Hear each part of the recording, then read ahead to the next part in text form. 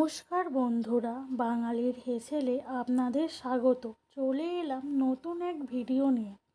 আজ বানাবো আমি শোল মাছের ঝোল। এই গরমের দিনে শোল মাছ খুব উপকারী, আর আমি করব ঝিঙে, আলু, পটল দিয়ে এই শোল মাছের ঝোল। চলো কিভাবে শোল মাছ করি দেখে নাও।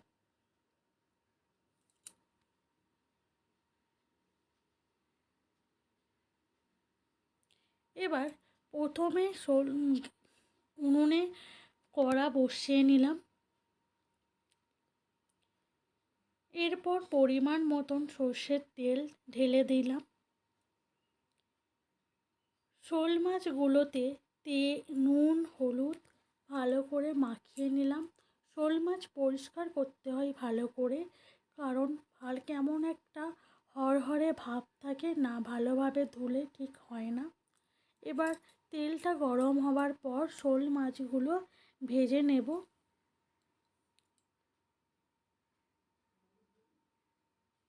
এপিঠ ওপিঠ ভালো করে ভেজে নিতে হবে। এবার ভাজা হয়ে গেছে, এবার একে একে তুলে নেব। এরপর বাকি মাছগুলো আবার তেলেতে দিয়ে দেব। এবার কি কি সবজি লাগছে দেখে নিই। আলু, ঝিঙে, কলা, পটল, এদিকে পেঁয়াজ একটা, টমেটো একটা, যে যেরকম ঝাল খাবে, কাঁচা লঙ্কা, আদা, রসুন। আদা রসুনগুলো আমি গ্রেট করে নেব। এরপর মাছগুলো ভাজা হয়ে গেছে, আমি কড়া থেকে তুলে নেব। এবার পটলগুলো আগে ভালো করে ভেজে নেব।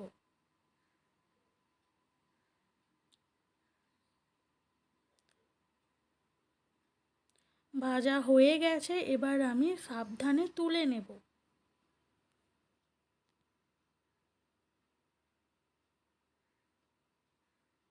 এরপর 5 ফোড়ন দেব, আর আলুগুলো প্রথমে দেব। আলুগুলো একটু ভাজা হয়ে যাওয়ার পর কলাগুলো দিয়ে দেব। তারপর একে একে সমস্ত সবজি দিয়ে দেব। ঝিঙে দিয়ে দেব, কলা দিয়ে দেব, পেঁয়াজ দিয়ে দেব, দিয়ে ভালোভাবে ভাজতে থাকবো। লঙ্কা দিয়ে দেব। সমস্ত সবজি দিয়ে দেবার পর ভালোভাবে ভাজতে থাকবো।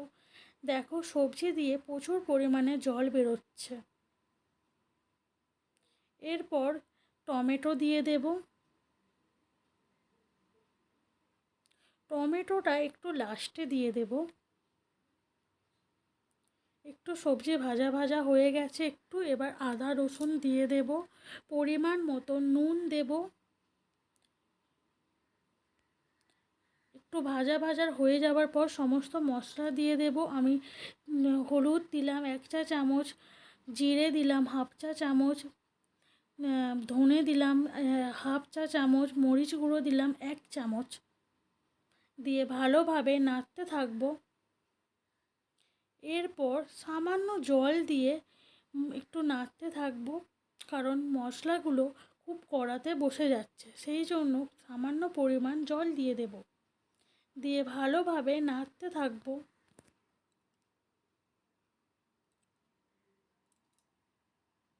মশলাটাকে ভালোভাবে কষিয়ে নিতে হবে। করে নেবার পর পরিমাণ মতন জল দিয়ে দিতে হবে।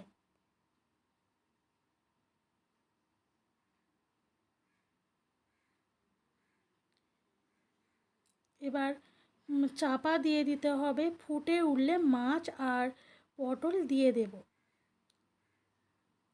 এই পটল আর মাছ জল ফুটে উঠেছে, এবার দিয়ে দেব।